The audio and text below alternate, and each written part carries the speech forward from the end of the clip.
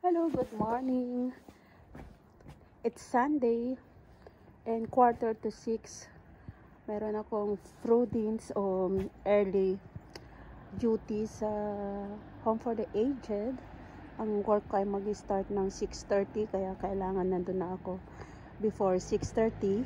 Ayun nga, napakaaga. O dito sa bus stop, wala man lang ibang tao na nag-aantay ng bus. Ako lang mag-isa. Ayan. Tapos, ang mga sasakyan, wala ding halos dumadaan. Yun, yung isa lang.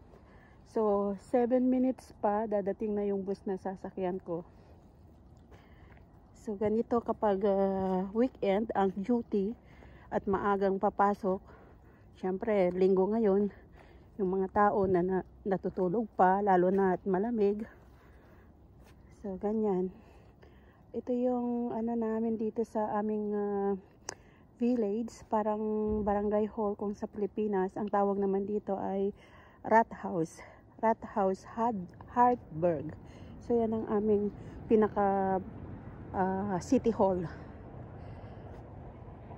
Yan naman yung mga bahay na katabi, at saka yun yung aming pinaka sentrum. Parang nasa barangay lang kami.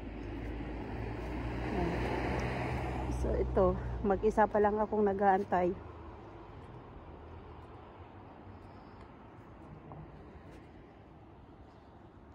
Ang maganda dito kapag weekend o Sunday, merong differential na natatanggap at ano yun, tax free. Pag nagsasalita ako, umuusok talaga yung bibig ko. Dahil sa lamig, ngayon ay minus 2 degrees kami. Minus 2 degrees. Ayan.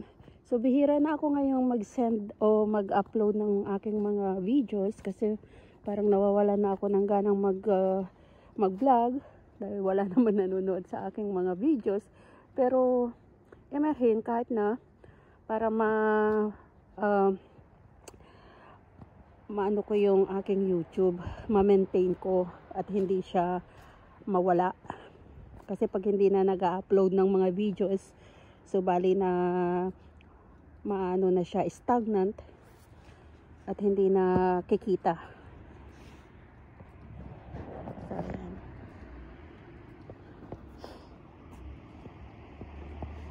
So, yan naman yung mga different businesses here. Mga bakery, maraming mga bakery dito. Ayan, sunod-sunod mga bakery, mga imbis, fast foods.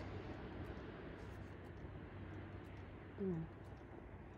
So ayan, malapit nang dumating yung sasakyan kong bus. 4 minutes na lang. Ayan, Auerberg, 4 minutes na lang. Ngayon linggo kasi ang interval ng mga buses ay 30 minutes. So, mas kakaunti ang mga bus na bumibiyahe dahil syempre mas kaunting tao. Kaya ganyan. Pag linggo dito kasi sa Germany, close ang mga stores, mga malls.